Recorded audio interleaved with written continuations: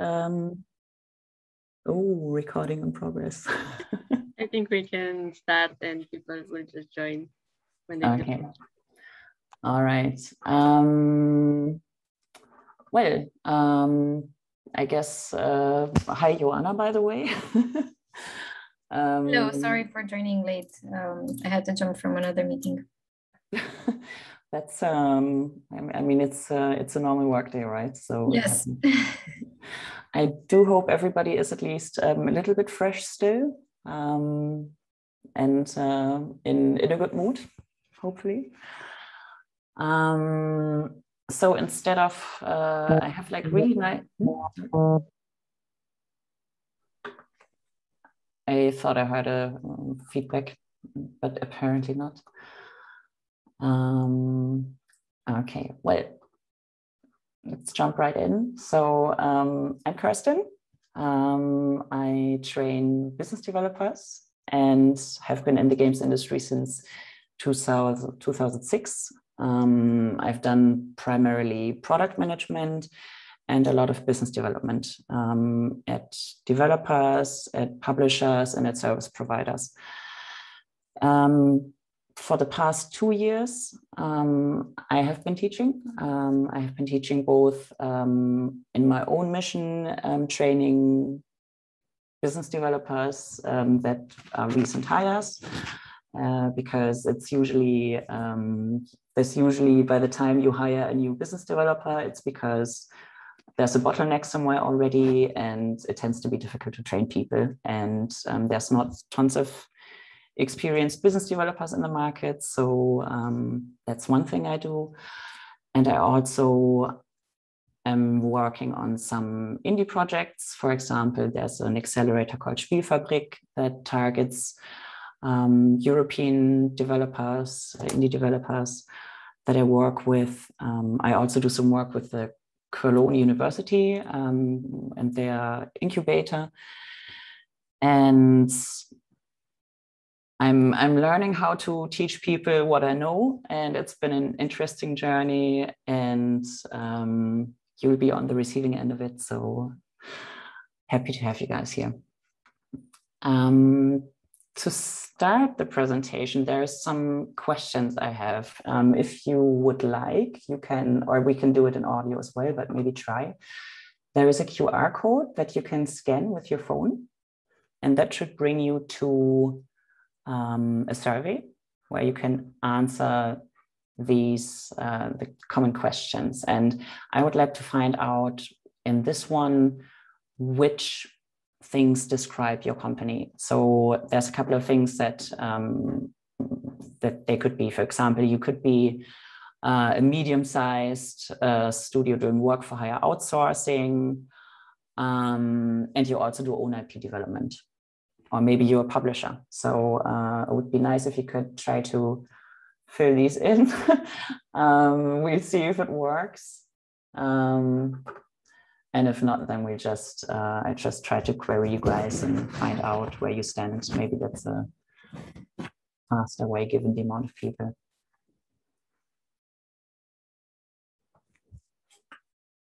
Oops. Okay, so I'm not seeing anybody answering yet, I think. Where is this QR code supposed to be accessed? Oh no, never mind. I should probably be sharing my screen for that, but oh, okay, now I understand. Okay, I thought it was supposed to be a link or something. no, it's hang on. So the here's the QR code. Sorry about that. Let's see if it works better when you actually have a QR code. That would be nice. Oops.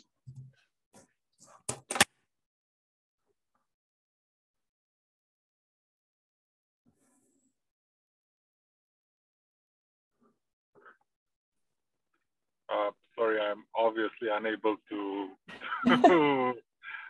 fill that in. I'm also driving with the sunlight in my eyes, so this is one of the more challenging situations.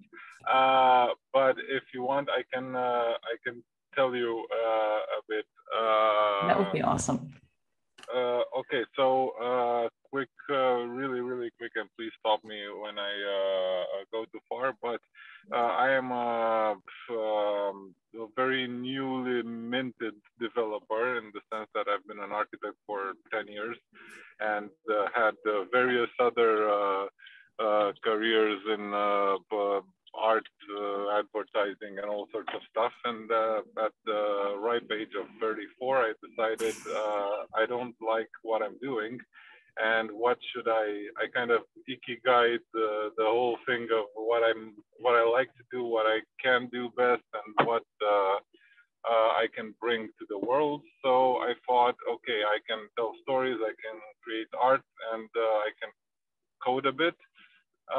So why don't I try to tell my story in a medium that lets me that doesn't have a fixed limit? Well, little did I know that it actually has a limit. There's a budget limit, there's a time limit, there are all sorts of limits. But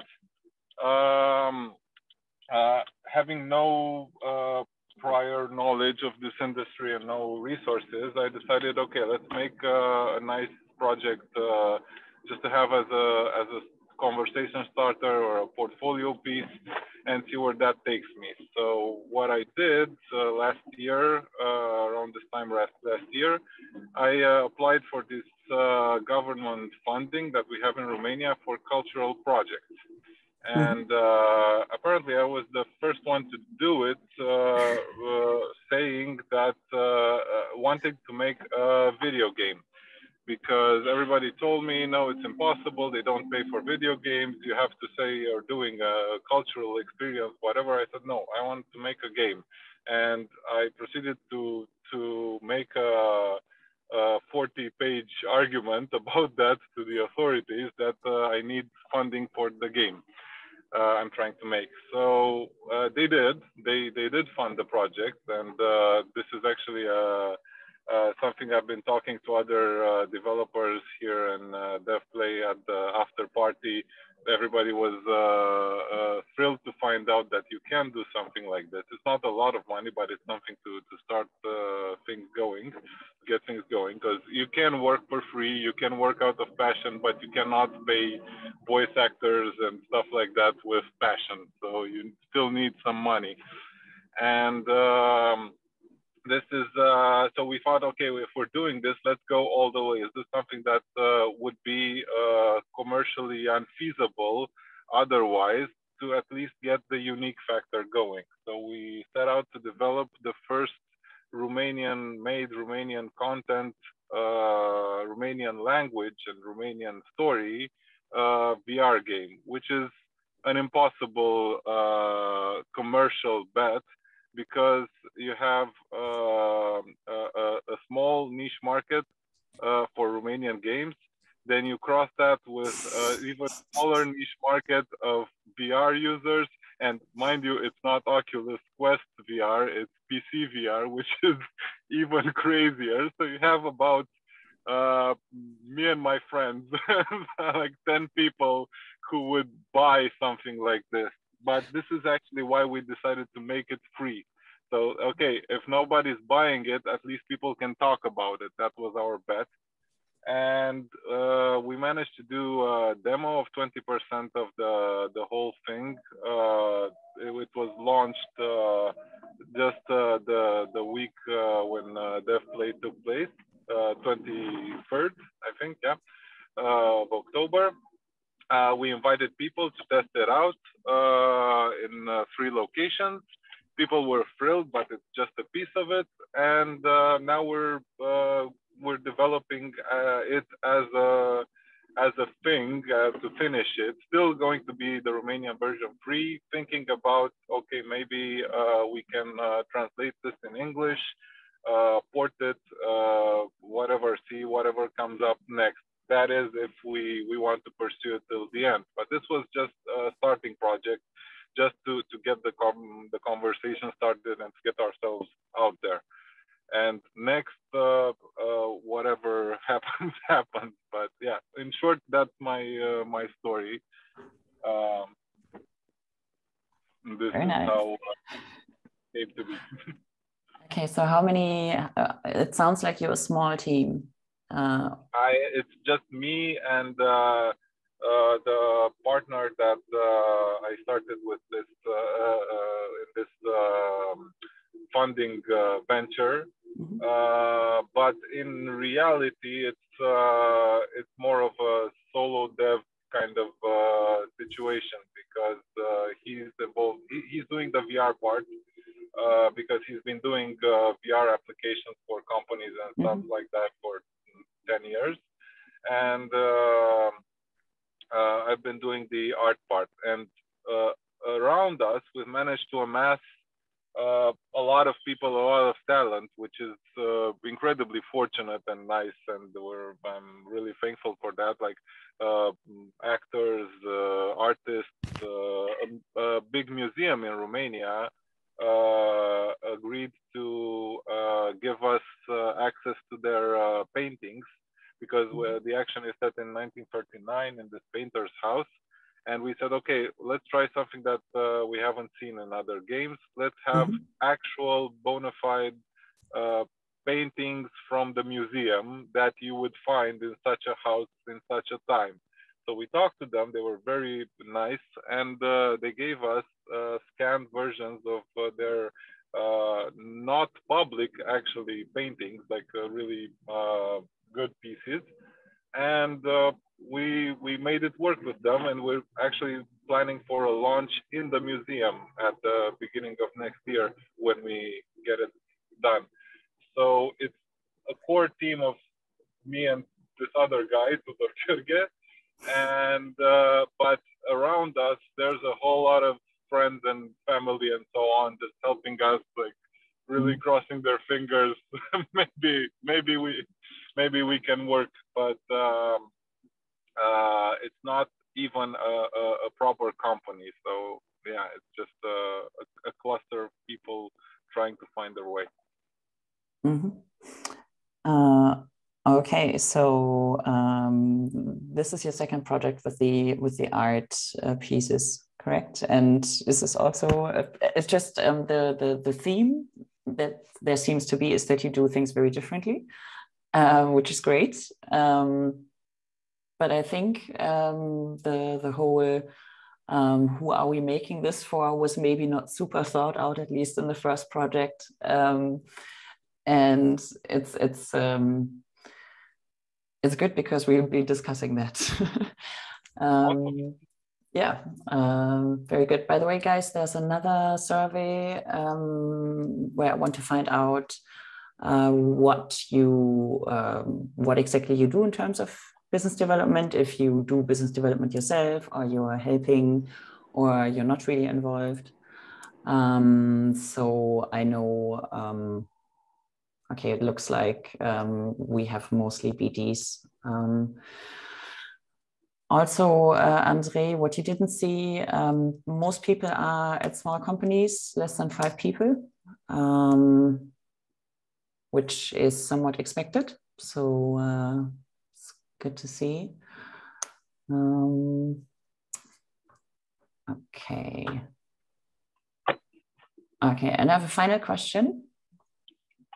And this is, what's your actual knowledge and experience level in business development? And I'm trying to not break it down by years too much, but I would say either you kind of know what you're doing, or you really don't know what you're doing. And then there's the degrees of that, right? You're a beginner and you have some idea what you're doing, or you've been doing this for a long time, or you just don't even know where to start Googling.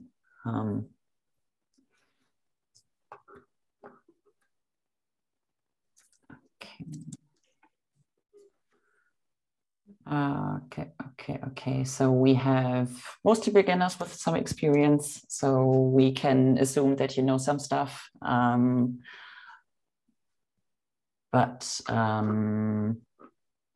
Yeah. So whoever, since we do have a fair amount of people that are fairly new, when you do have a question, please do feel free to raise your hand, pipe up, and we'll try to clear up the question. There will also be 2 Q&A sessions in between. So you can also use those. But if there's something that you completely don't understand, please do say. All right. This is a more complex question, and I would really like to get a few answers on this. I would like to know what your biggest current concern related to business development is. So this could be you don't know who to contact, or you have no idea how to estimate how many copies your game might sell, or it could be that you don't even know how to organize your information. It could be anything. Just so that I can get an idea of what sort of problems we're dealing with. Andre, since you're in the car, can you maybe start and share what your biggest topic in terms of business development is at the moment? I was actually going to just raise my hand and start speaking, because thank you for the opportunity to voice my concern. So I will tell you directly what my biggest concern is. My biggest concern is that I have been looking at videos on YouTube from a lot of game developers and GDC and so on, and trying to pace this career that I'm trying to start. And everybody depends on the degree of wow that they want to have in their video, is saying you're gonna make no money, a lot of money, so it's sustainable, it's not, and so on. So my biggest concern definitely is if I can find a good market for what I'm trying to if there's not to sell, if there's not too much background noise.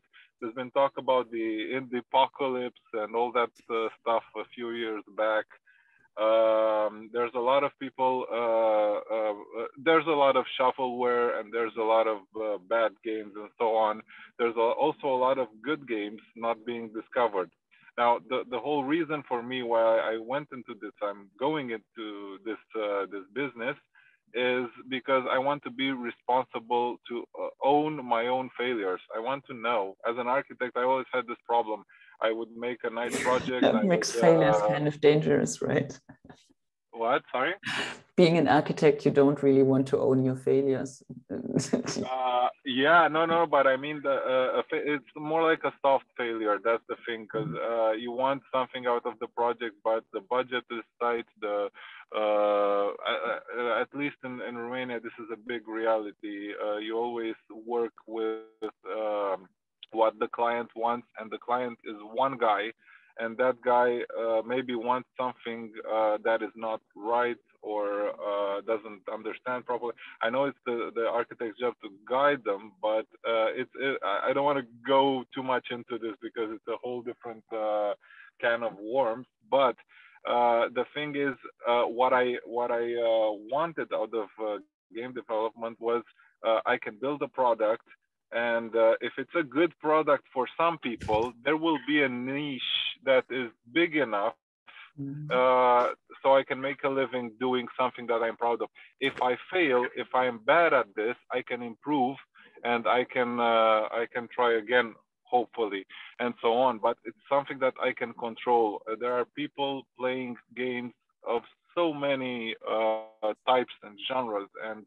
I was just seeing the other day, there's this thing now on Steam, very popular, called Crab Game. There's this guy that made a knockoff, a multiplayer version of Squid Game, the Netflix series, and it's called Crab Game, and it's really stupid, but it's really fun, and it's actually well made for what it is, and it's free. I'm not sure how they will monetize this in any way. I'm not sure if they can actually, but it's a great publicity stunt, at least. And I mean, there's if you have, I think if you have passion and you really want to make something as true and nice as you possibly can. Not necessarily focusing on the money as a first aspect, but of course you need to make that money to be able to keep on making games and so on. I have this belief that it will work out. So my biggest fear, of course, is, does it though? Does it work out? Usually doesn't. Actually, yeah, that's what I mean. Yeah. So there's a lot of romance around these things. Like I said, you ask people. I mean, you ask people and you watch people on YouTube having videos about how much money my first game made, or something like that, my second game, and there's like a ton of these things, and you don't know what to trust, you don't know what to understand from this, because you need, there are so many, you cannot apply a scheme. There are so many trends that overlap and influence these things. There are games that market themselves poorly, even though they have good mechanics and they're a nice game actually, and so on. And we can go into examples all day long, but that is what I mean. How do you, is it better to start off going to some company and apprenticing there, and then, because I also know of people that worked in big companies doing AAA games, then they launched single developer or small indie team projects, and some of them fail, some of them not, and you never know. So the problem is, maybe the market is a good place right now.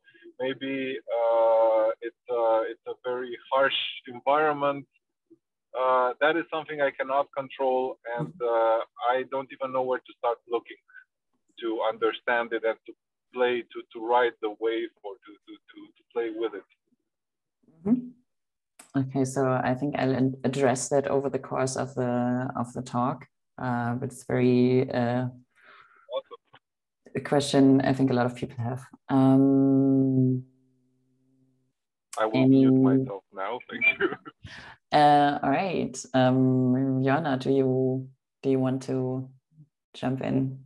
What's your biggest concern in terms of business development at the moment?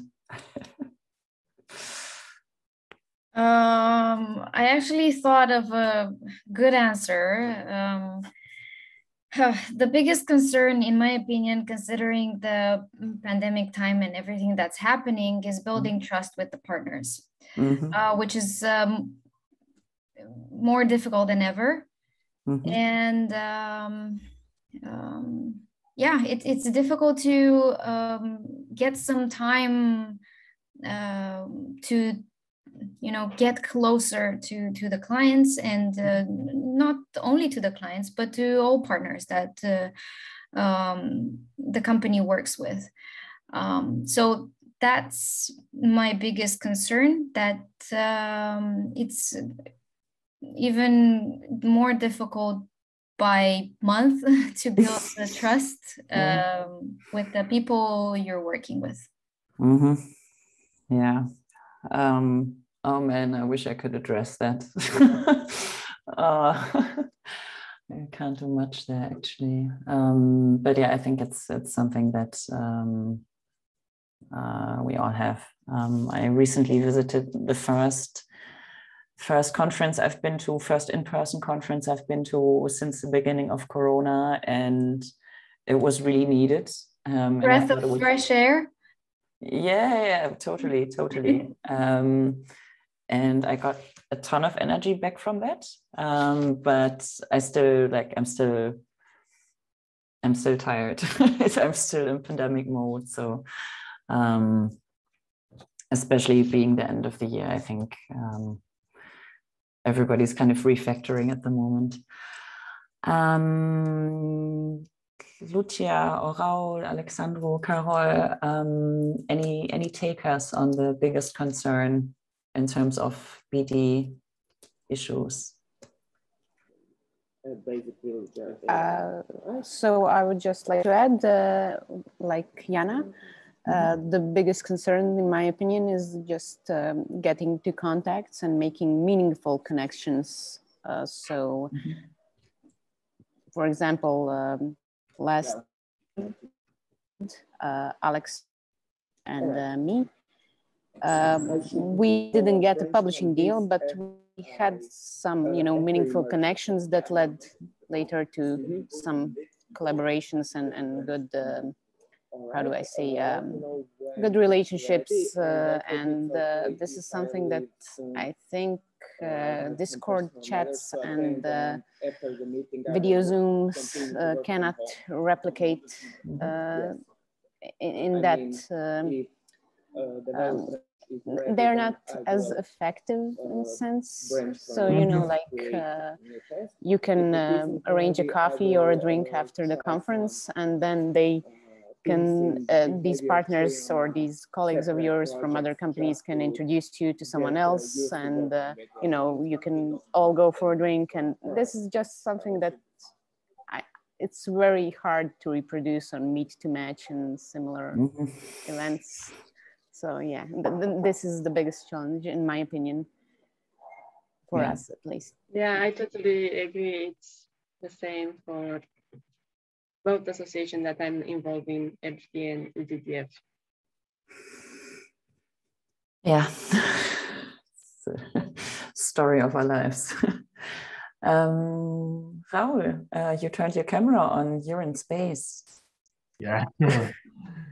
Yeah, I use my phone as my camera, so I had to use my phone to fill in the survey. So anyway, I'm here now, at least in space. But anyway, my biggest concern is how do I balance this with actually working on the product, because I'm a programmer, I'm a software engineer, so I develop the games. Let's not talk in general. Let's talk about what I'm doing right now. I'm working with Alex on a game. It's in the beginning stages. It's been a few months of development, mostly just programming, and other than that, using mix some animations and objects and 3D objects and so on, 3D models. But right now, there's I feel like there's not a need for that much business development, but it's also coming. So where's that, I guess, threshold, or when should I start thinking about that? Very early. So when I actually start my presentation, we're gonna go into kind of like a really zoomed out view of what people get wrong. And it actually tends to be that that communication happens way too late, and that thinking about what you're actually building happens too late. Okay, so you're like halfway through production? That's the thing. The project is pretty ambitious to call it that. So it might take, let's say, another year till we have the needed programming part done. And of course, if we wait until then, it's going to be way too late. But there's also this fear that, especially since we don't work full time on that, it takes a lot of time to develop things. So if we establish some contact with, let's say, a publisher, and then we tell them, oh, we need 10 more months to finish this, or to get, let's say, a demo, although the demo is going to be done pretty soon.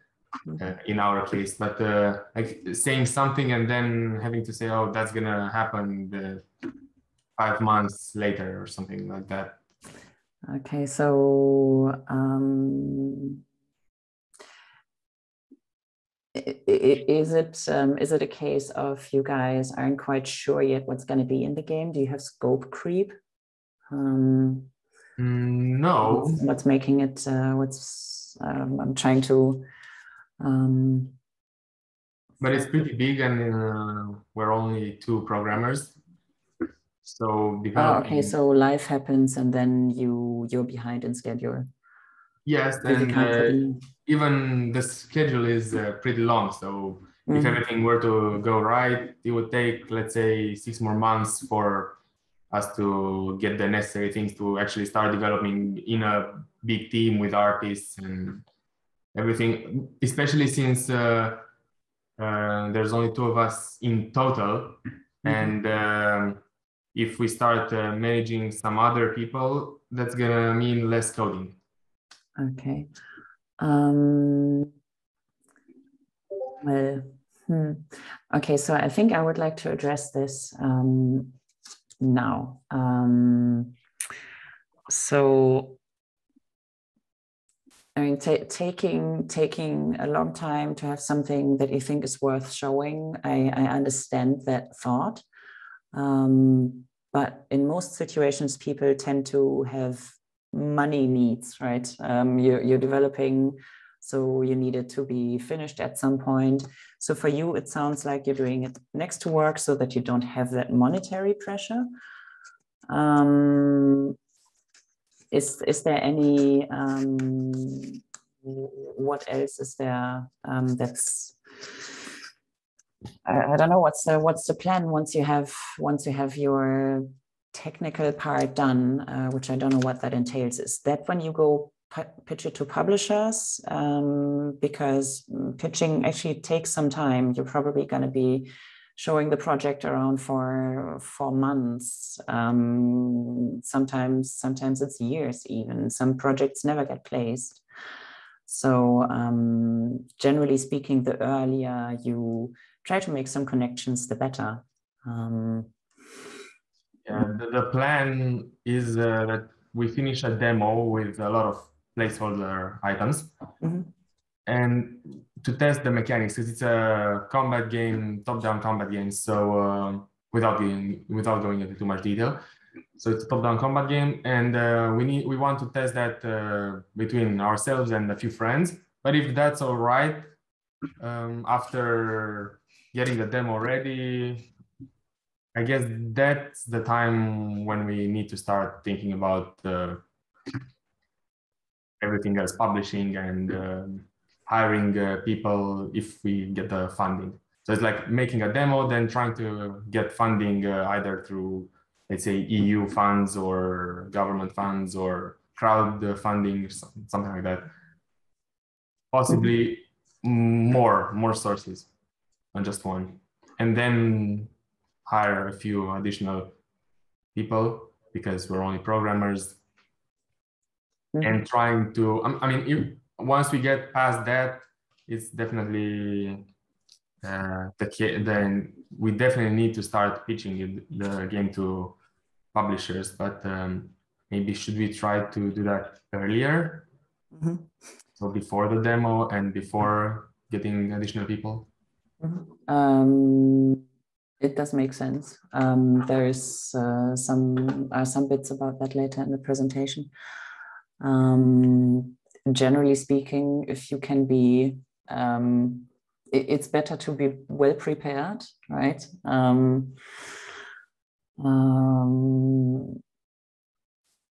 What I'm always afraid of seeing is people working way too late into production, and they're basically almost done. They keep on getting maybes that are really no's.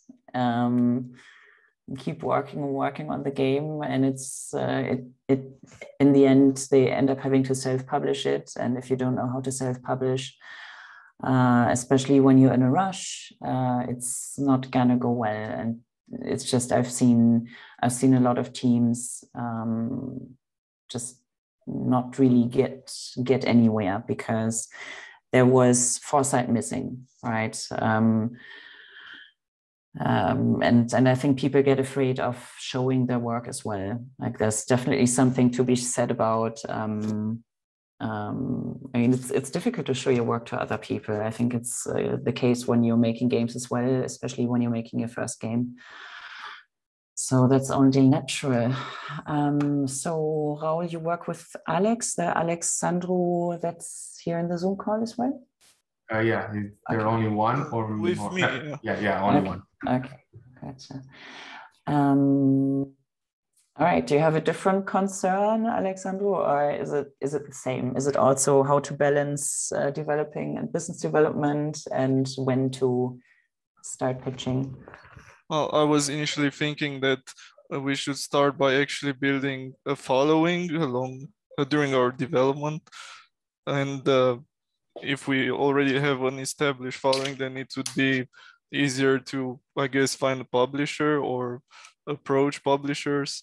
And one of my concerns would be what would be a good way to start building such a following on, I don't know, either social media like YouTube or TikTok, or I guess any of these.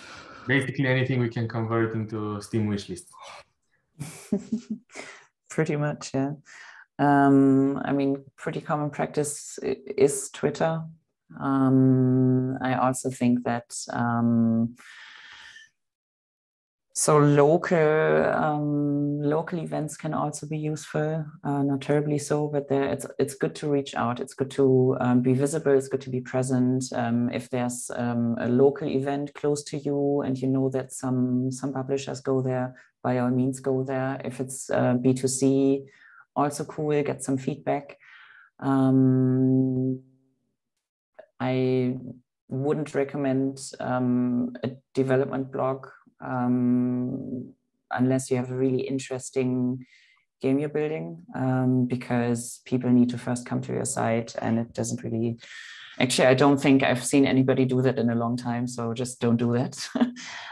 Twitter, I would say, is the best source. TikTok, I'm not so sure. I guess if you aim for a slightly younger demographic, that can also work. But yeah, you're right. It definitely, I mean, it helps to be looking for who you can be pitching to early on, but starting to build your community is huge. I mean, first of all, you're getting more visibility, which might get you publisher attention, so you're covering both. And also, if you do end up self-publishing, you already have that. So that's really, really good to do.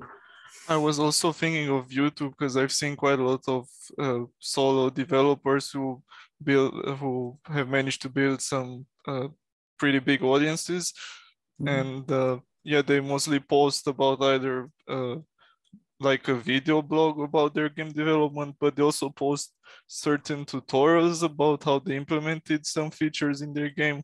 Could that work when trying to build an audience? Well, I think it depends on what you're trying to build. Is your aim to become a YouTuber, or is your aim to make money with this game? I think there are cases where you can do both, because the game that you're building also happens to be something actually interesting and not just gimmicky, which it could very well be if all the channel is really about you. I mean, if it's on YouTube, then it's probably meant to generate views on YouTube, right? I would not recommend that as a way to market your game, because the chances are you're underestimating the amount of work that goes into something like that. And I think YouTube is not exactly an easy place to make money. If it's something that you do on the side and you find a really low effort way to pull it off, and can have that as some like attention on the side, and if some money comes in, cool. If not, also cool. Why not? I was thinking about making tutorials about certain features that we implemented in our game. So, but yeah, not having something that we regularly post. So this would be mostly just to maybe also get a small audience from people not who are for revenue, just for just for people who are interested in, I guess, our game or also game development in general. Yeah, I mean, it's fundamentally two different things that you're then trying to do. You're trying to make a game and you're trying to make a YouTube presence. So if you can find a way to combine both, cool. But again, it is. Oh yeah, it's a lot of work. It's a lot of work. Also, trying to break down information is also a lot of work on top of doing the whole YouTube thing. So, not the easy way. It's not the easy variant, I can assure you. Okay, Carol,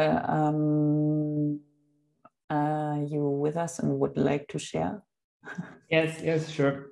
I was listening to you because I'm actually working at the platform. I'm working at TikTok, so I was listening to you, and I'm really surprised about some things you said, because actually I'm trying to get business developers and user acquisitions managers to the platform, and quite honest, the gaming on TikTok is very, very strong, because I think it's also about the platform itself.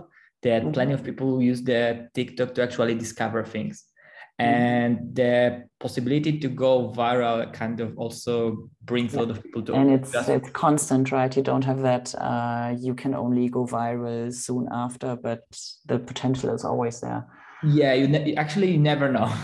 Sometimes people asking me like how to make viral TikTok, and my answer is always I have no idea. Like some of the videos are going crazy famous, some of them are doing pretty bad. It really depends what I found on the value. If you are, for example, having a game and you think the best value of the game is, I don't know, like a story, you actually should show off it further. So basically, I see that people are kind of missing it because they want to show the gameplay. Sometimes they want to show like something funny, more to the platform. But honestly, it's all about the value you bring to the audience and to the community. If people they are following you, they will they see some value, they probably will follow you, and they will need more of the content you are proposing to them.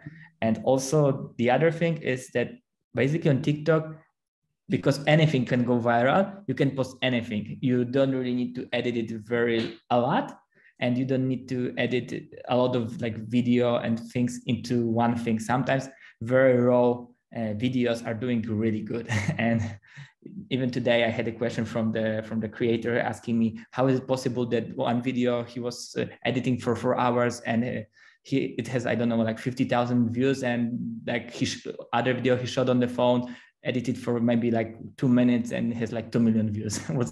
What's going on?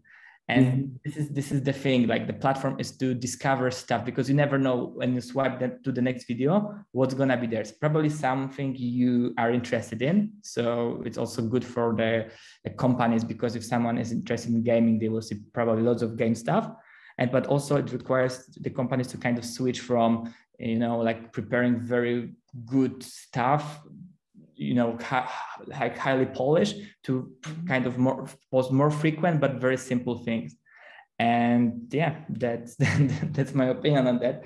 But in terms of business development, right now I think it's kind of getting people know that they can get discovered on TikTok pretty easily, because as I said before, platform is giving users some videos that they are not even aware that they may like. They are popular among their, I don't know, like demographics, people similar to them, but usually it's a question of what you really like to watch, what's the content you like, you comment, you engage with, and then you receive more of it. So basically, sometimes you are really surprised by what you can get.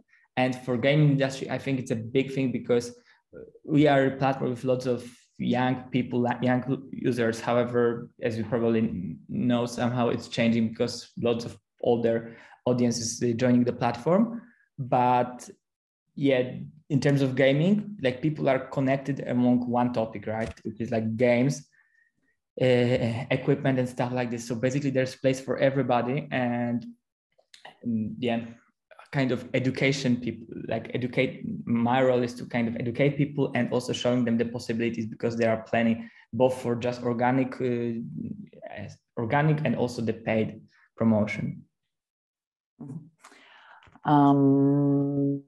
Well, so what's definitely easier about TikTok than about YouTube is obviously the amount of preparation that has to go into content, the fact that virality can happen at any point.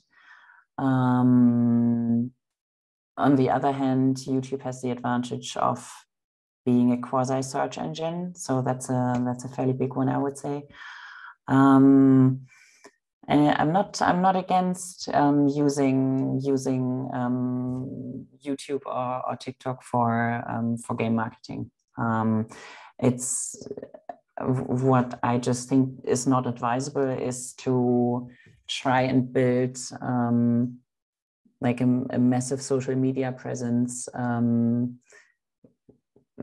a way that overshadows making your game, and I think that's what tends to happen. And in reality, what I'm seeing is people want to go with, for instance, a small Twitter presence, and like the lowest effort thing they can do, pretty much. And even maintaining that is not always a given. You still need content for that. And yeah, I personally haven't tried TikTok for game marketing. It's possible that it works super well. I don't know how well it converts, how well people convert from the platform to games. But I mean, if you have, if your biggest business development concern is how to get people to appreciate TikTok for what it can be for games, then I would probably do talks with case studies or something along those lines. But yeah.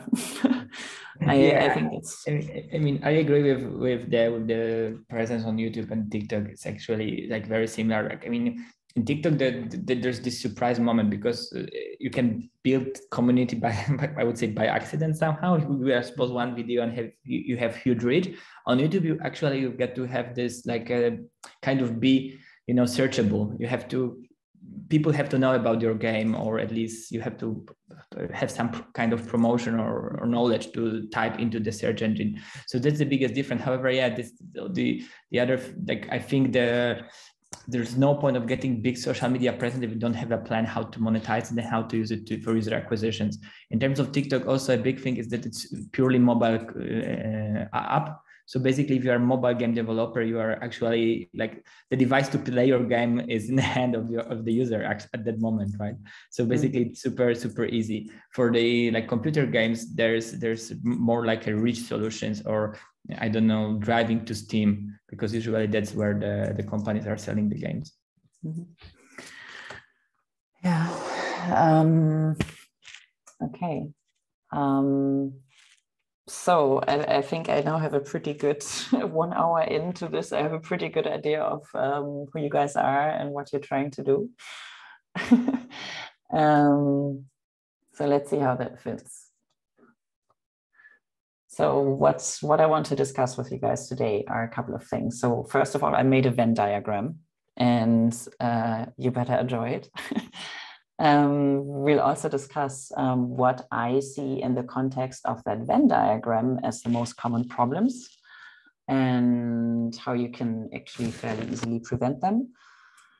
Then practical applications and a QA break, maybe some freestyle if there's topics that we haven't really covered and that came up. Then it's the second part of the I guess somewhat optional part if we run out of time, because I can also give you a video to watch afterwards. There will be I'll tell you a story about a fictional indie studio that lives through what is unfortunately quite common, and how they address the same things in the second game. Then I want to show you a video and some more Q&A, and then we are done. And I'm just going to jump right in because I thought we would be a lot quicker. All right, so when people talk about business development, or when they approach me about business development, it's often the problems I'm being told are basically not their symptoms. They're not the root cause. So, for example, people will come to me and want me to look at their deck because somehow publishers don't really seem to be biting, or maybe they want me to tell them which publishers they should be contacting. And that's also not the root cause of the problem. And the problem lies somewhere else. And basically, what people tend to do is they focus only on, let me bring up the laser pointer. Oops, they focus only on visibility. So, what does my deck look like? What's my online presence? Do I have a demo for the game? Do I go to conferences? What people tend to focus on less is viability. So does this game actually have a place in the market?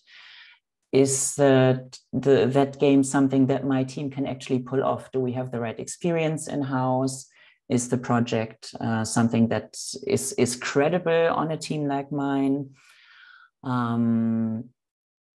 Do we have a chance of getting the money to pull it off? So that's the first big shortcoming that people tend to have. But what gets even talked about less is structure. So business development is, yes, there is some market research. Yes, there's knowing how to communicate things to people and how to present information. But it's also a lot about structure, because there are a lot of balls you have to keep in the air, email threads that you should not forget about, people that you promised you would send something to at a certain point, business cards that you've received, and you need to actually apply structure to all of that, or you're going to have a really, really hard time in business development. I'm not saying it's not possible to do business development without structure, but it is very, very difficult. It is very difficult, and it's not a pleasant experience because you will drop things, and I don't know if you guys can hear scratching. If so, that's my cat. Say hi to my cat.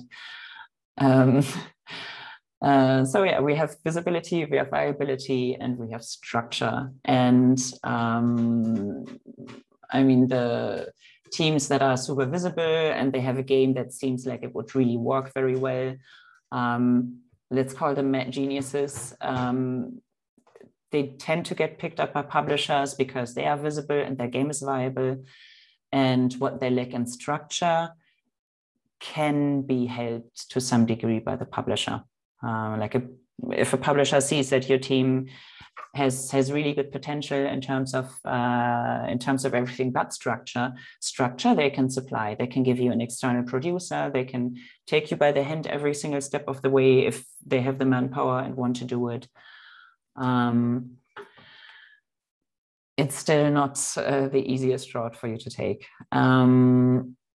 Then you have people that are super visible and they have all of the structure. So they're doing everything by the book. They're doing everything just so, except their game is just not going to be very interesting to anybody. They haven't really done the market research.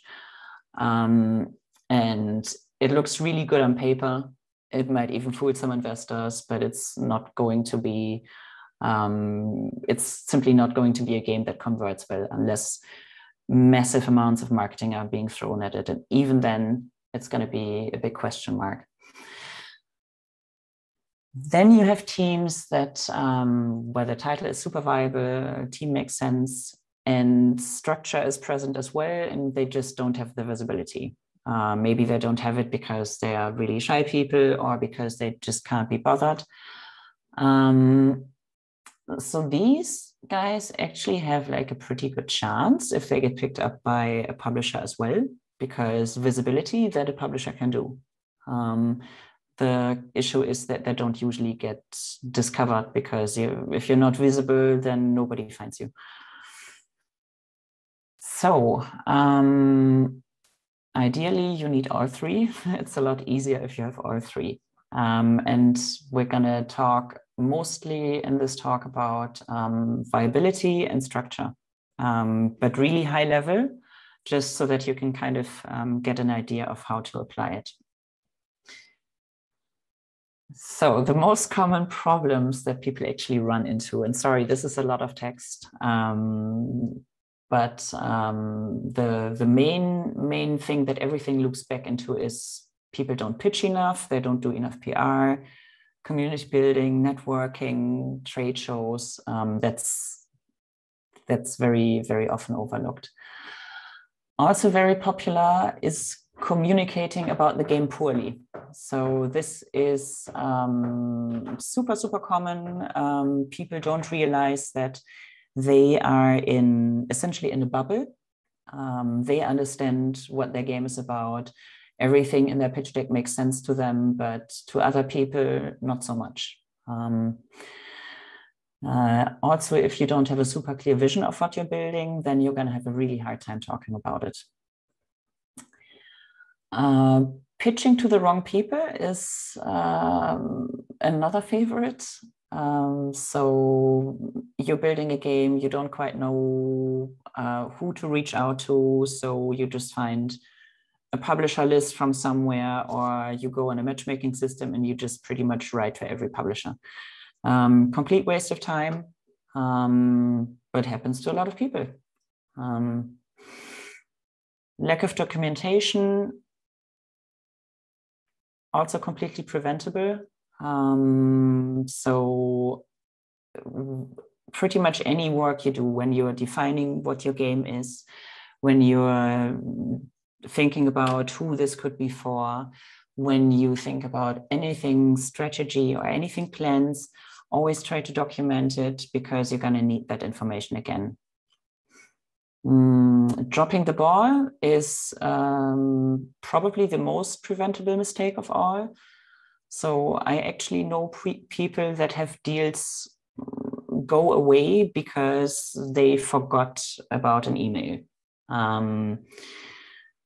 That's super, super annoying. Sometimes it happens after like months and months of building a relationship. Normally this should be easily fixed, but you know, it can happen. It can happen. And being a minimum organized, and you know, organize yourself however it works for you. But if somebody tells you, hey, we need this thing in 3 weeks, then they need this thing in 3 weeks. And if you miss it, then it's nobody's fault but your own at the end of the day. A lot of people build lackluster titles that don't really have a clear vision, that are very, very similar to competing products, where they struggle to really point out the USPs or what the player actually gets to experience. No market research or bad team fit. Trying to build, a VR game with a team that has never built a VR game tends to be tricky. Always plan in time for discovering what you don't know. And no market research, also bad. It's very hard for me to understand how you can spend 18 or 24 months working on a game and not in the beginning spend like an hour trying to see what else is in the market that is similar to your game, because it's a really long time that you're going to spend on your game, and it's going to be in not getting that time back. So a bit more preparation really can't hurt. Making bad or no deals is also very painful to see. You always think in the beginning that, oh, we don't really need a contract. These guys are so nice. But contracts are not for when things are nice. Contracts are for when things are not nice. And if you have enough business partnerships with enough people for long enough, then you're going to have problems eventually. And this kind of situation will kill your studio or your company. I've seen people lose years worth of work because they thought they didn't need a contract. Similarly, bad deals are also sad to see. Bad partnerships in general. Also, if you aren't sure about a partnership or a contract, try to reach out to people that you know. Try to discuss what common terms are. If other people are seeing red flags, then it's probably a bad deal and you shouldn't go for it. Communication fails,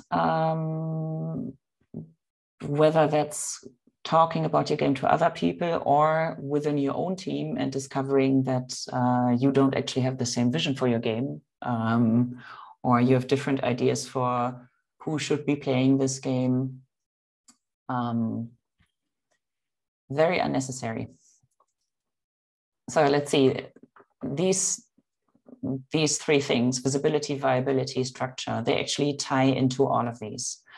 So lack of pitching, PR, etc., that's visibility. To some degree, it's also structure. Communicating poorly is can be all three, because A, you probably didn't have the structure to find out what your game really is beforehand. It's probably not viable because you haven't done the research, you don't fully know what it is or why it's good and why it has a place to be in the market. So you can't convince people that it's good because you don't know that it's good.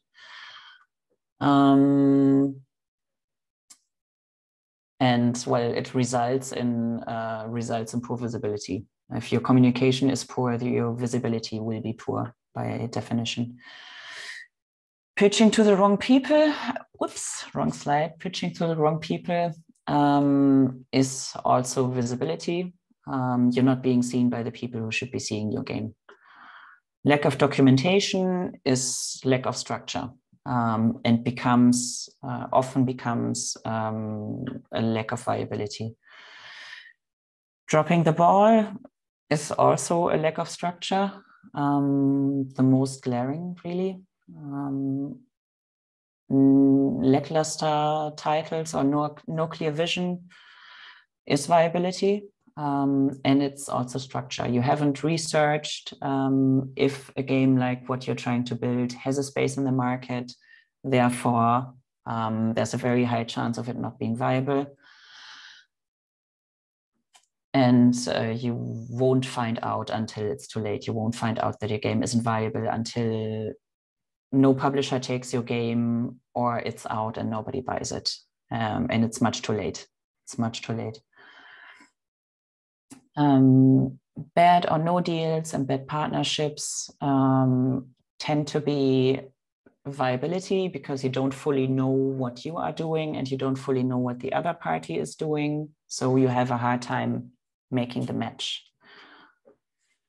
And that's also affected by structure, because if you approach partnership discussions systematically, starting from what do I have, what do I need, and what do you have, what do you need, then you're not gonna get there. Communication fails tend to also be structure, and if you have a clear vision internally of your game, that tends to make it easier to communicate. So how do you actually address these things? Well, first and foremost, you need more clarity on what you're doing. So really early on in development, or I mean, ideally during ideation, you do want to find out what else is happening in the space that your game is supposed to be in. You should also find out who will be playing this. You should be trying to find out what these people like about games like yours, and maybe also what they dislike about the competition, because that can be really valuable. You also should know what you need. So if you are looking for a publisher and you know you need, I don't know, maybe you need development funding and you need PR and marketing and all that jazz, the better you know what you need, the better you can look for it. And publishers actually appreciate it if you know beforehand what you will be asking for from them. You also need more clarity on what other people are doing and need, and that also is market research, and it's also finding out what publishers are looking for. It's finding out what the competition is working on, being in touch with the community. Having a systematic approach is, well, actually I've done this slide wrong. This was supposed to talk about how we can use the points on the right to address the most common problems on the left. And now you've had a sneak preview of the next slide.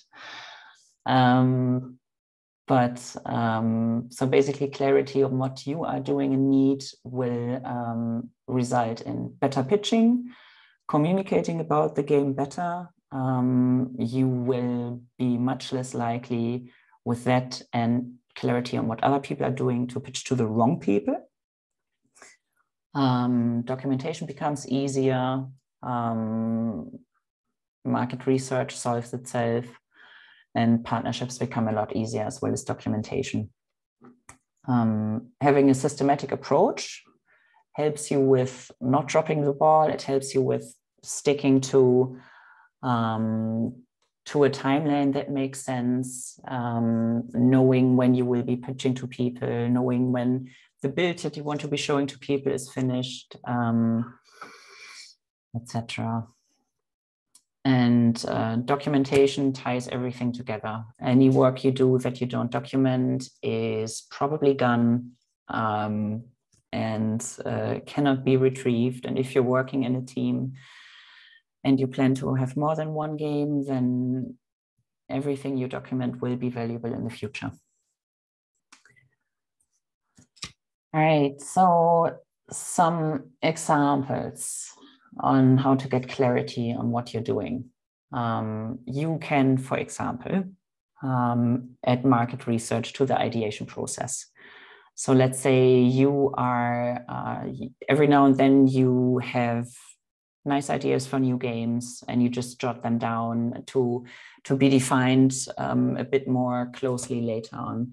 When you do that and an idea doesn't seem completely stupid upon first inspection, then doing some market research with it is actually pretty good, because you get an idea of, is this something that even makes sense to look at? Or are 2 billion people doing exactly the same thing as we're trying to do there, but they're doing it with more budget and more people and more experience? Because then, unless you have a really great, unique idea that's on top of that, you probably shouldn't be making that game, and you've just saved yourself a lot of time.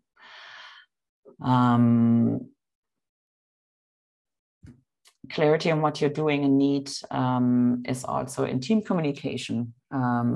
If you are fully clear on what you're working on, then you have one vision for what your game is going to be, and not the amount of visions that your team has members, because that's a problem. And knowing what you want also makes it really significantly easier to find what you're looking for. If you know that you are looking for, let's say, a publisher that is really good with narrative games on PC and console and needs to also have this particular thing, then that's a very good way to narrow it down and actually reach out to the right people. That means you save yourself a lot of work actually reaching out to people, and you're also making publishers happy because they don't need to, they just get things that fit a lot better. Getting clarity on what other people are doing or need. So this is what are other studios working on, other publishers working on, and what do players and publishers need. So this you can do again with market research, target group research, looking at your competitors, what they're doing. Community contact is really good. So whether that's at local conferences, if you have a demo and you can get people to play it and give you straight up feedback, that can be super, super valuable. If you have people or access to people that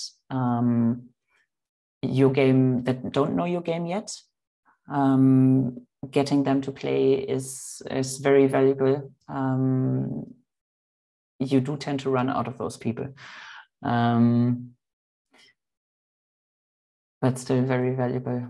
Networking is a big one as well. So this can be people that you run into at events. It can be people you've met at university or similar things.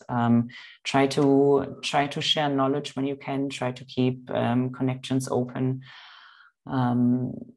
Having a local network can be super, super valuable, especially when you talk to publishers, because you will usually find somebody who's already worked with a certain publisher before. And that can be very helpful. Yeah, having a systematic approach would be thinking before doing, and ideally ahead of time. So, for example, if you are looking for your next game idea around your release, that's much too late.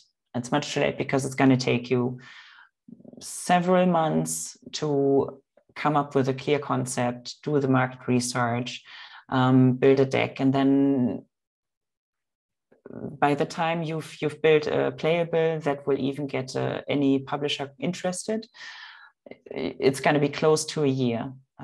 So if you can't cushion that amount of time, you need to do it earlier.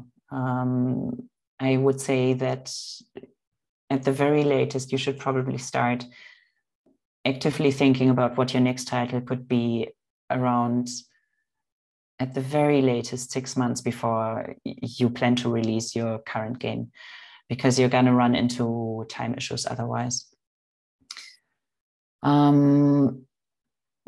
Be working systematically is also thinking about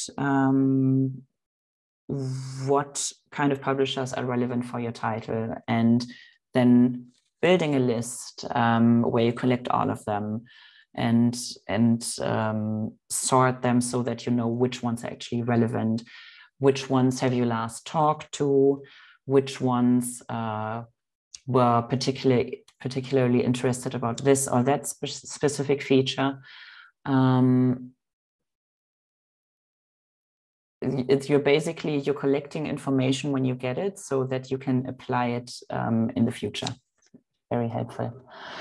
And you need to document all of that as well, because any documentation you do and maintaining of information will help your team build additional knowledge, and it's going to make working on the next title a lot easier. Okay. We have a Q&A break. I feel like this was a lot of information in a lot of bullet points. Did I not lose somebody? Okay. Okay. No questions. Then let's see. Oh, I'm still. I have a question. Okay. I'm here with my daughter. Say hi. No. Okay. So my question is, you talked about documenting, documentation. Is there a tool that you know of that can really help, or is it just like writing stuff down? Do you have a choice of a good system, or like to document these things, or whatever works?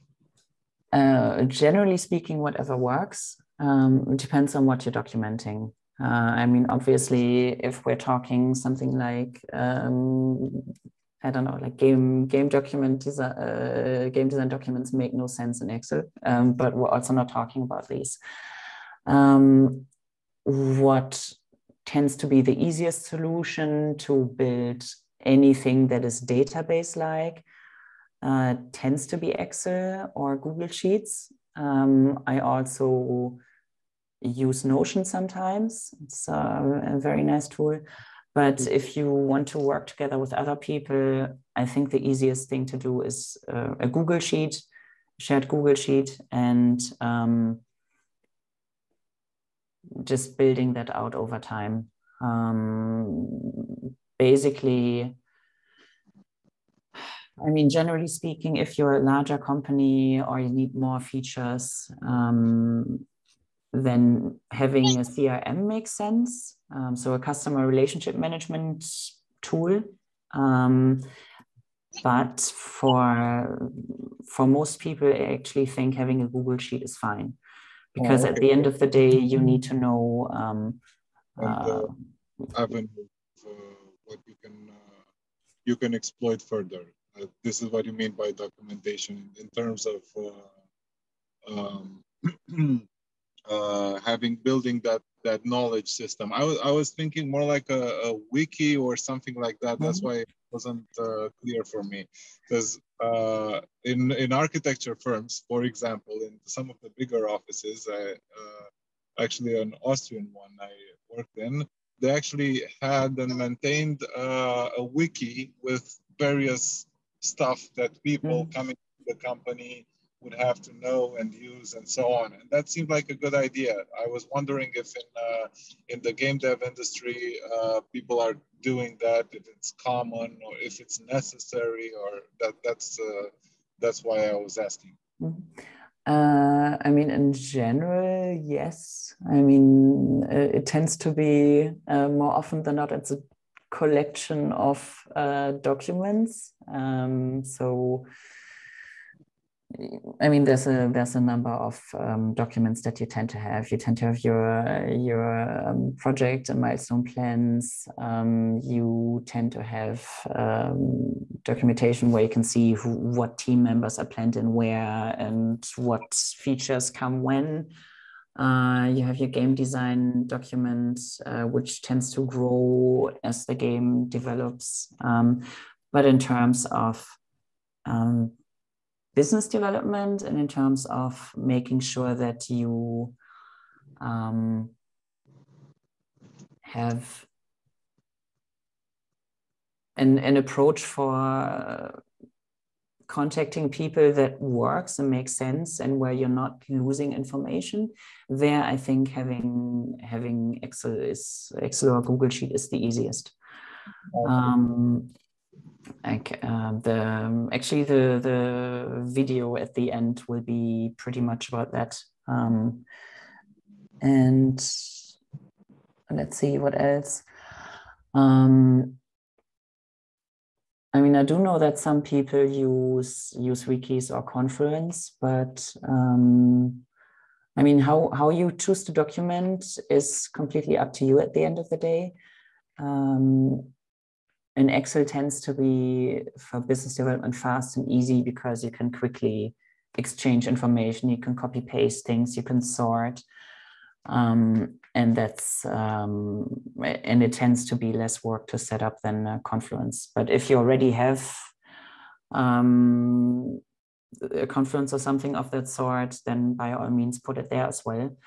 The important part is it needs to be usable. All the people that need to use it need to be able to access it. And if it's cumbersome to use, then you won't use it.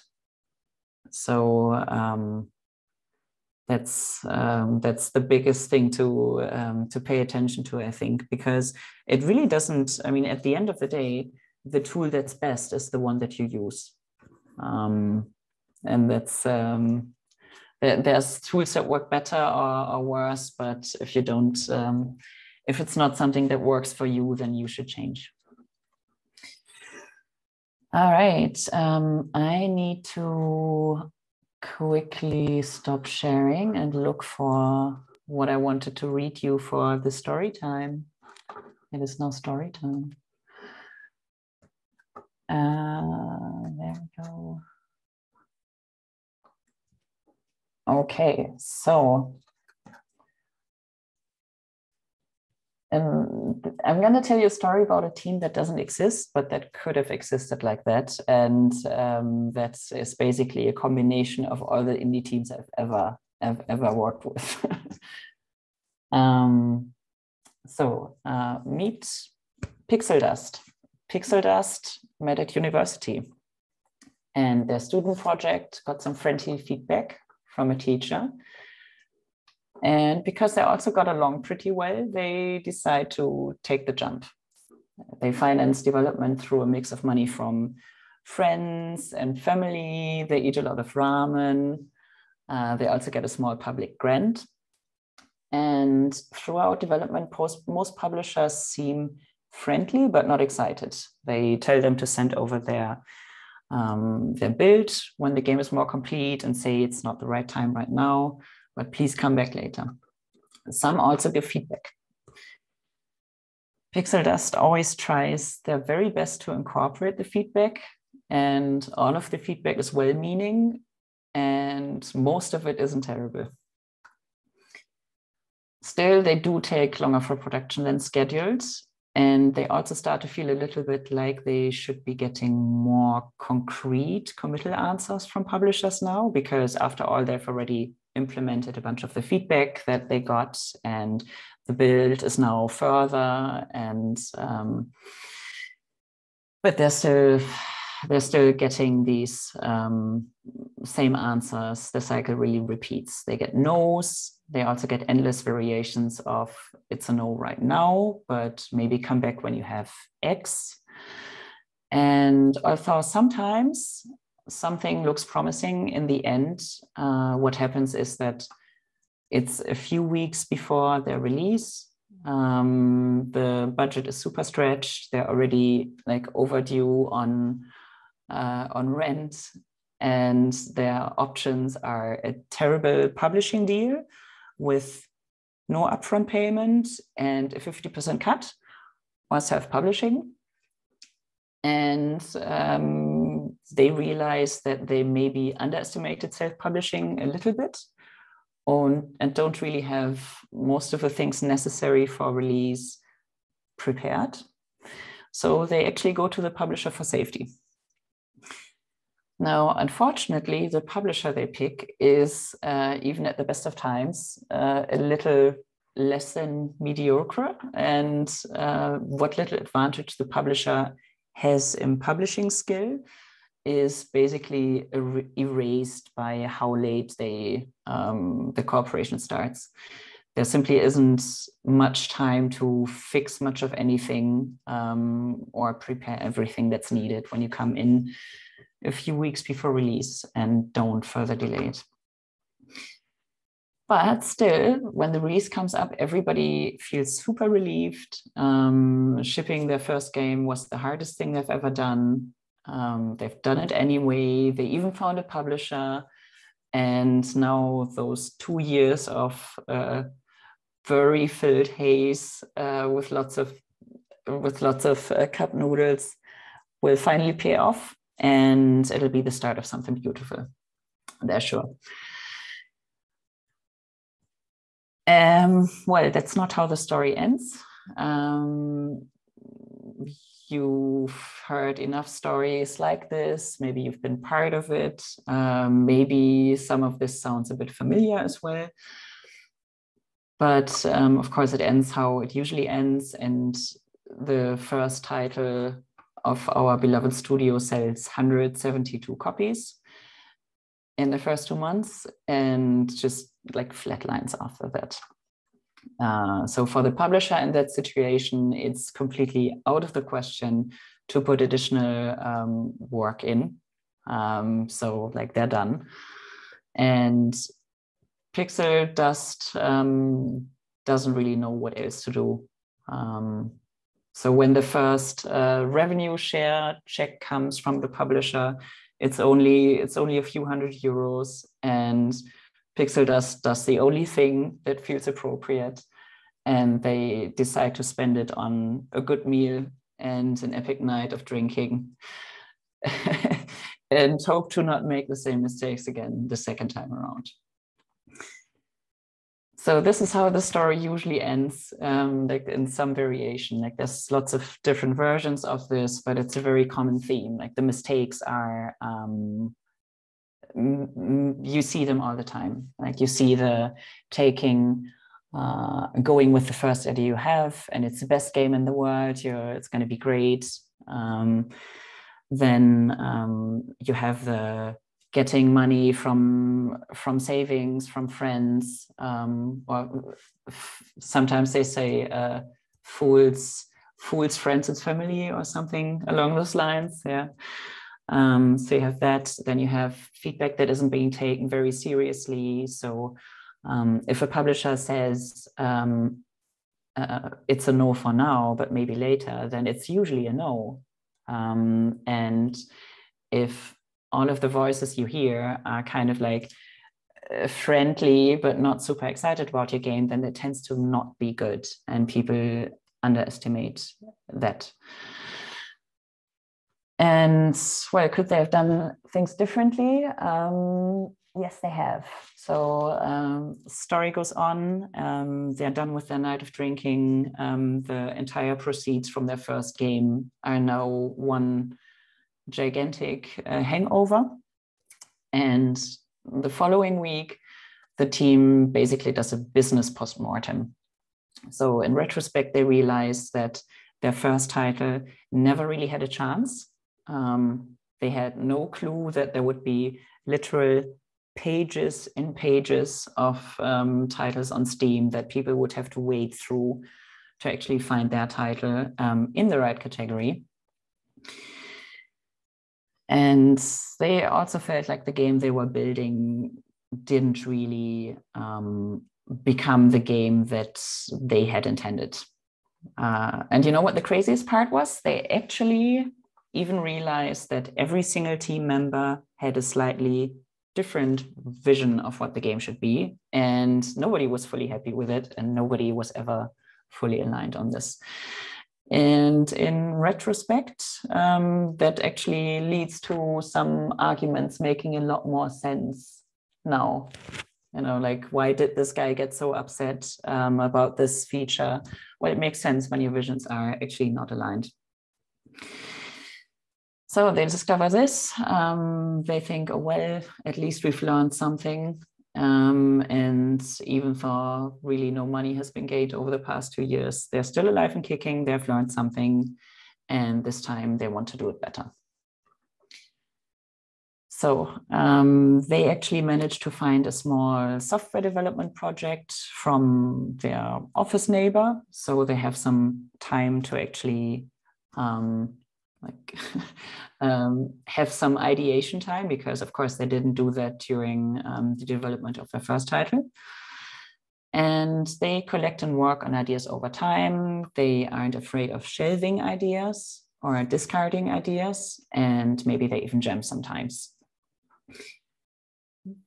Then they realize over time that the games that do sell well are the ones that have an intriguing elevator pitch. So you can summarize what they are about really quickly and have a clear consumer promise. So it tells you fairly concretely what the game lets the player do. And this works when the game has the elevator pitch, it has a consumer promise that makes sense. They're not entering a crowded space unless they do something very differently than what's already out there. Because if you're doing the same thing as a bunch of other people and there's no thing that really tells your game apart, then you shouldn't be making it. It has no place on the market unless it has very deep personal meaning to you. And then that's fine, but then that's art and a different category of things, I guess. So for every idea that passes their first inspection, so for instance, one of the teams suggests that they make an MMO with 4 people, which clearly isn't a good idea. So a bunch of ideas get discarded upon first inspection because they make no sense with the team that they have. And then they work to define on the titles that remain. They try to define what platform it is, genre, the main loops and mechanics, the setting, rough budget, monetization. So all of the core tenets, and then find a few benchmark titles. So titles that are sufficiently similar to what they are trying to do. And inevitably, these are always, like, you will always have titles in there that have just higher production value than you own.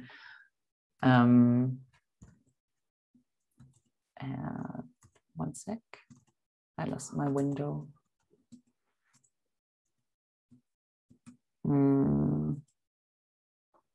There it is. So they do this. While doing this, they inevitably discover that on a lot of the ideas they had, somebody's already beaten them to it. Somebody has had the same idea and has done it better than they could. So they discard the idea.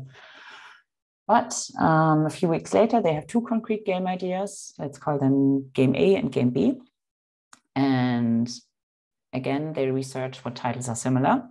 And they find that Game A is great on paper. So there aren't very many titles like it. And the titles that there are, they tend to be from big players. Really interesting. But strangely, those titles don't seem to perform despite visible efforts from the publishers to market these titles. So you find like big press releases and stuff don't work. So they decide that if somebody with deeper pockets than themselves has attempted this, that maybe Pixel Dust shouldn't. You know, if somebody with bigger pockets than yours has tried it reasonably well, and has failed to prove that there is a market, then you as somebody without deep pockets should not be doing it. It's too risky. Then they look at Game B, and as it turns out, that also isn't in a crowded space. There are a few similar titles that sold decently. And there's a shared complaint, actually, that people tend to have about the titles in that category of game. And those are the controls.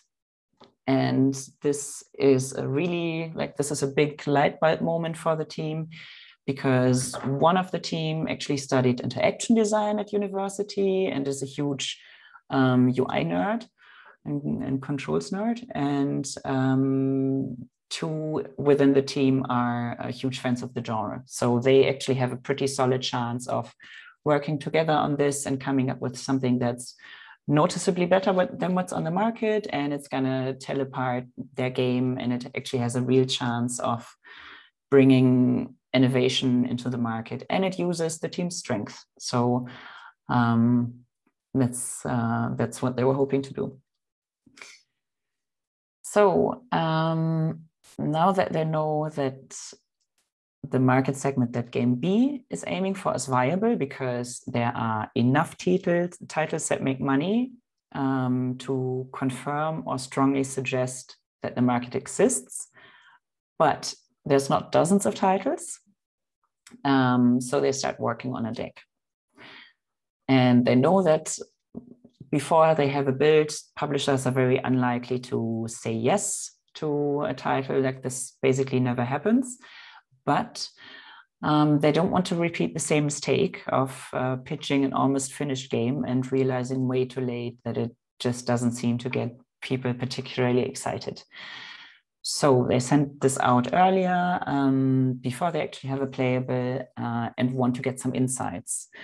So they think that if several of the publishers who think they should love the game, so they've done some research and they know these 3 publishers, let's say, should be perfect for this game, but these publishers don't even seem to be interested at all, then there's probably a problem. So they want to use these early decks to gauge interest, basically. I want to test the waters a bit. They also plan to have their first playable ready relatively soon and want to pitch that at 2 conferences, a smaller regional one where only a few publishers will be, but that they can use really well for practice. And then a bigger one soon after where they hope to meet as many international publishers as possible. So at this conference or these conferences, they also don't forget to find out more about each of the publishers, which will help to improve their documentation back at home, their publisher list. And after the show, they also don't forget to follow up with their materials and also obviously the build as soon as that's ready. They also document all of their business development activities. So for instance, they note down who they're talking to at a certain publisher. They write down when they last talked to them. They write down what was talked about and when a next action is necessary, for example. And this makes it a lot easier for them to then compare what different publishers or different potential partners are offering, even when life happens. Because even if you have a good memory and you tend to have the ability to keep balls up in the air, there will come a time when you forget something crucial, and it's never pleasant. It's never pleasant. And sometimes, as I mentioned, it can be really, really, really detrimental to potential deals into your business. So, story time over. I'm looking for my presentation again. And there we go. Here we go. So we have, I think, 14 minutes left. So I do have a video that I wanted to show, which is like 8 minutes long.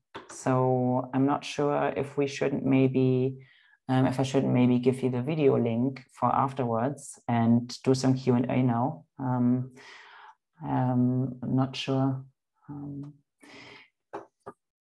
Do we have any strong opinions? Andre is still here, despite having picked up his daughter. So yes, I think it will be a good idea to share the link with the participants and have the time for Q&A. Yeah. Okay. So let me share this. So the video that you just watched, that you didn't just watch, there's bit.ly links on all of these. I'm also gonna copy paste them into the chat. Into the chat. Yeah, if I can manage with my 2 screens without breaking anything, hopefully. Yeah, so basically what you will find in that video is it's a really short rundown of how you can build a really simple publisher list or homegrown CRM, if you will. And what I would recommend to do is to build that in a way that works for you and expand on it. You will probably try some things that fail. Like for some things, it makes sense to have multiple sheets. For some things, it makes sense to have one sheet with multiple tabs. You will also have to find out if you need any kind of sorting. That depends on how many people you're dealing with. If you are pitching a game that has maybe 20 publishers in the world that could be interested in it, then you probably don't need a sorting function. But if it's several hundred people, then probably you will need that.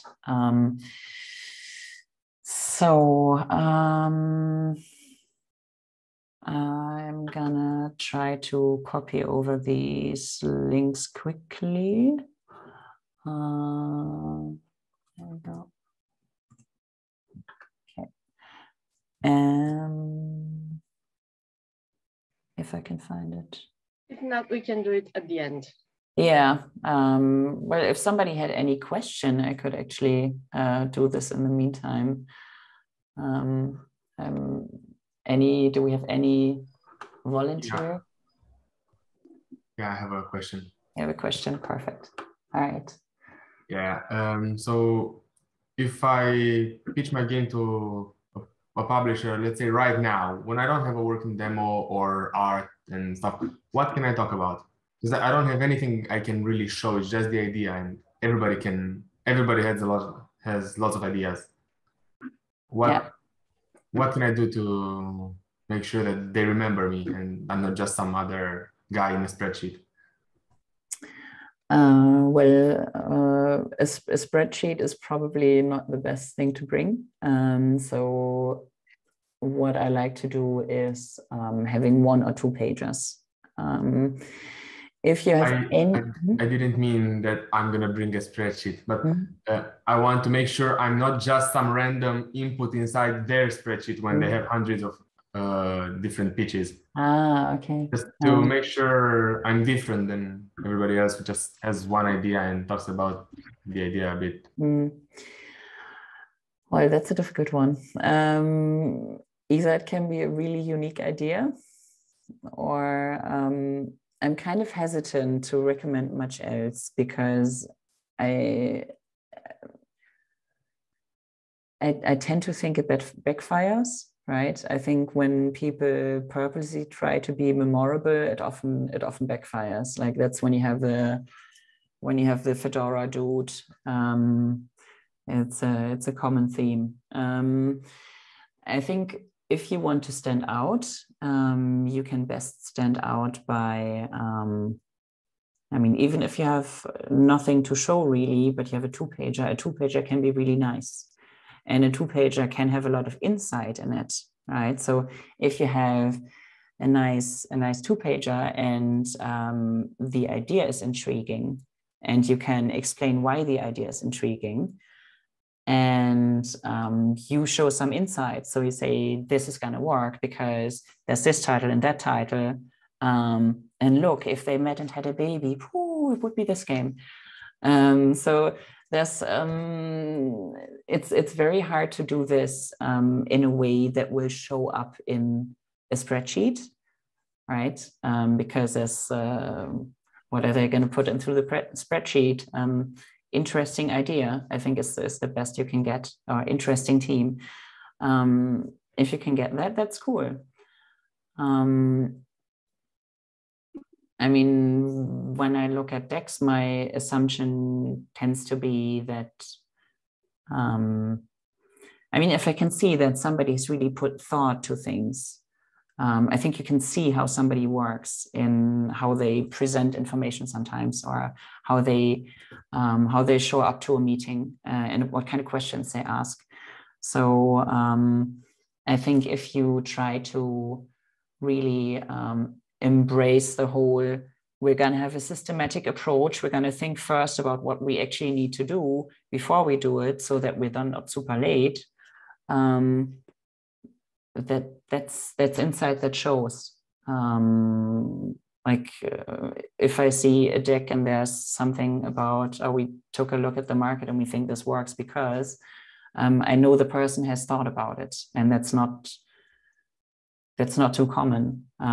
So the best summary I can give is that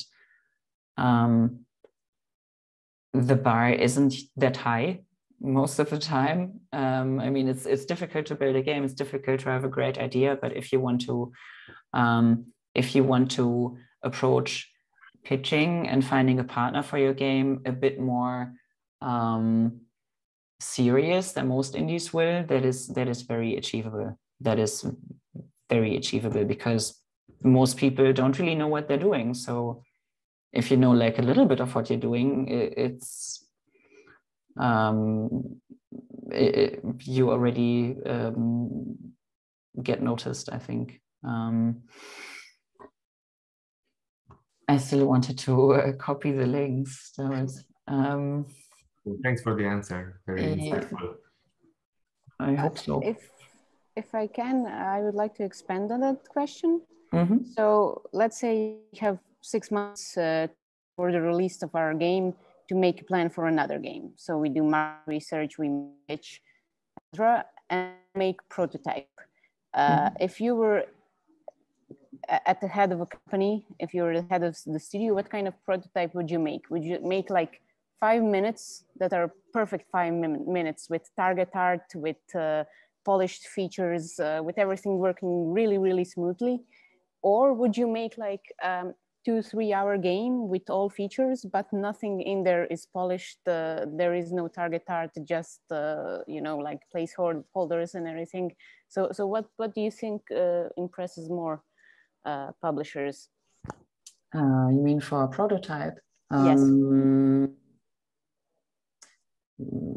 Are we talking about any specific game? Because a 2 to 3 hour prototype.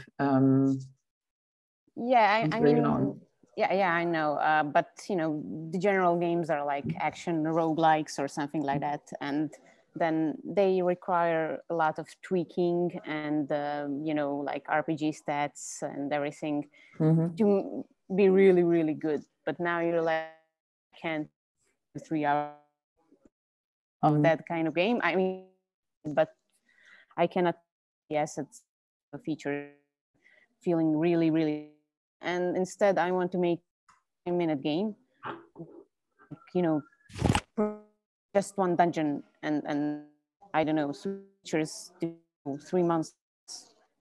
Those 3 months to behave so great.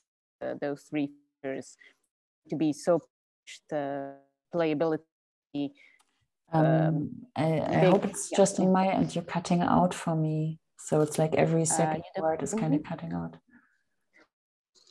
Can you repeat?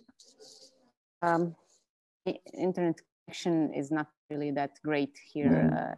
Sorry. You can write your question in the chat. Okay, I'm going to expand on it in the chat. Meanwhile, Kirstin, there are 2 other questions in the chat that I can read them for you. The first one, what are good tools to analyze how well other games are doing? When you mentioned the analysis to other games, this is one question. And the second is also, how do you know what a good publisher for your game looks like? What are the key qualities? I mean, other than publishing similar titles. I think this refers to your story. So tools to analyze how well other games are doing. I mean, there's no tools per se. I would recommend, I mean, a good starting point is actually one of the links I have in here. So there's something called the Bosc number, and some of you may be familiar with that. It's basically a proportion of reviews is like you can estimate sales with that. But that number tends to be in flux. So the article I have shared there is actually, it takes into account how that number has changed over the years, because that is that tends to be the big crux with estimating sales. You can find information online, but it tends to get outdated relatively fast. Things that you find from 2017, you can only use them as an indication anymore. Things change too fast. But yeah, how you do that is basically you go on the platform of your choice. Actually, it's in the video as well. But you can go on the platform of your choice. So for example, you go on Steam, you find your similar titles, you look at how many reviews have they had, what's the sales price, and there are some, you can't just take the sales price and assume that times the amount of copies is the revenue. That's not how that works, because there's a bunch of things that come off of that first. You can also find information for that online. But yeah, you basically, you take what comes out after taxes and chargebacks and Steam's cut and all of that jazz, times what you estimated with the reviews. And then you have a like sort of a guess how much this could have sold. It's super inaccurate,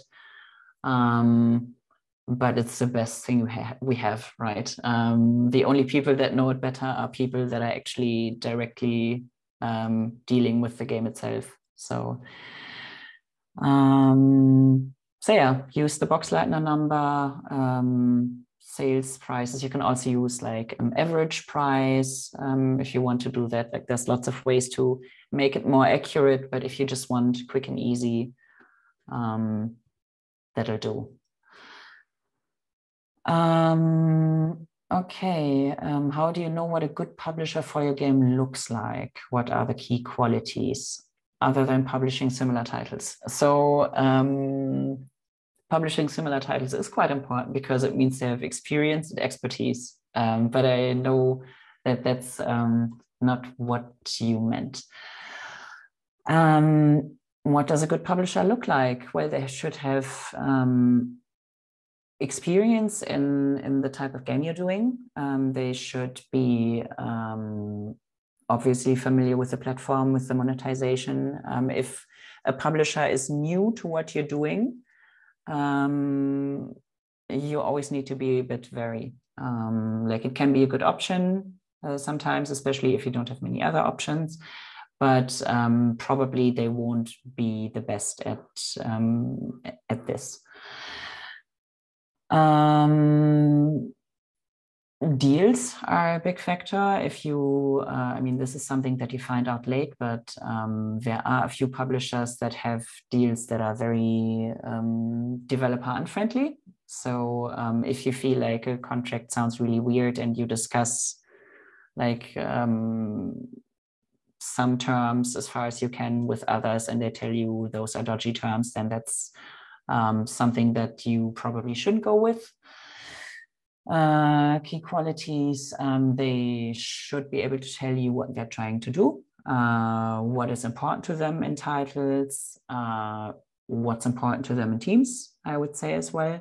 You should get along. So, I mean, basically looking for a publisher is not just you look for the people that will give you a bunch of money and then you never meet again. Like a publishing relationship tends to be a really long thing. It's much more like a marriage than like a one-night stand. So you better be getting along with them. And if communication is difficult and you hate their guts, then it doesn't usually end up being really good. What else? I also look at what they do for other games. So what have they done for their past title? What does their usually marketing spiel look like? How do they interact with the community? If that is important with your game. Okay, and that's Lucia. Let's say you have an action roguelike.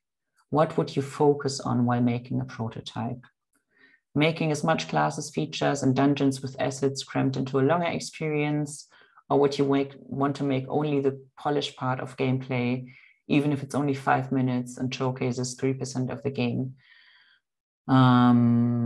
What do you think would make a better effect on publishers?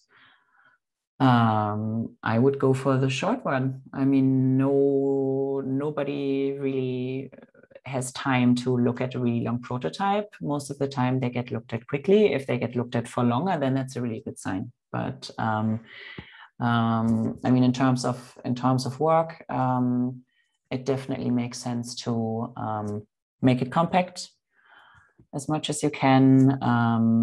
You want to show what's fun about the game. You want to give an experience of the game. You don't want to give what the game could be.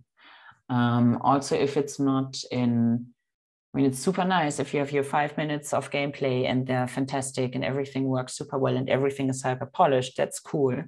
But also if it just shows that the game is fun and this is sort of the mood we're going for, but things aren't final quality, that's also fine. That's also fine. You're just trying to, I mean, it helps if you then tell people that it's not final quality. But it's a prototype. It's not meant to be, or demo, it's not meant to be the final thing.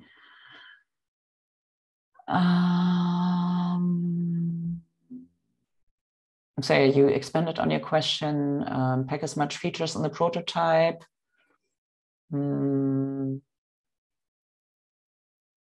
Yeah, I mean, I don't think it needs to be a vertical slice. I tend to think a vertical slice makes more sense than a prototype. Okay, another question. More and more publishers don't look for a good game, they look for great IP, setting and theme that can be transferred to other media if they succeed. How do you negotiate those IP rights with publishers? Is it normal that they're part of a standard publishing agreement, or should it be in a separate agreement? Yes, it's 100% normal for this to be part of a publishing agreement. It's important that you don't give away your IP. You only give revocable rights, and even then you need to be careful. I'm not a legal, but the IP should remain with you. But realistically speaking, your game is not going to be an IP that is going to be on books and TV shows. That's not usually how that works. So a couple of years ago, there was this big thing where suddenly IPs were starting to get slapped into games much more than they were before. And then it was the IP holders going to studios and trying to get the studios to pay money for the IP to then put it on their game. And there haven't been that many IPs where that has been worth it. I mean, they exist, but most of the IPs that you get offered don't add enough benefit to be worth the share that you have to go away. So yes, in theory, publishers look for fantastic IPs that they can use for lunchboxes and whatnot, but it's not it's a 1 in a million thing. Like there are people that work on like proper IP treatment that know from the beginning that they want to build an IP, and that's a good idea. And if you do it well, it can work, I'm sure. But I would not recommend indies to start from the assumption that their IP will be a worldwide phenomenon, because it's just not a realistic assumption most of the time. Okay, I'm at the end of the question list.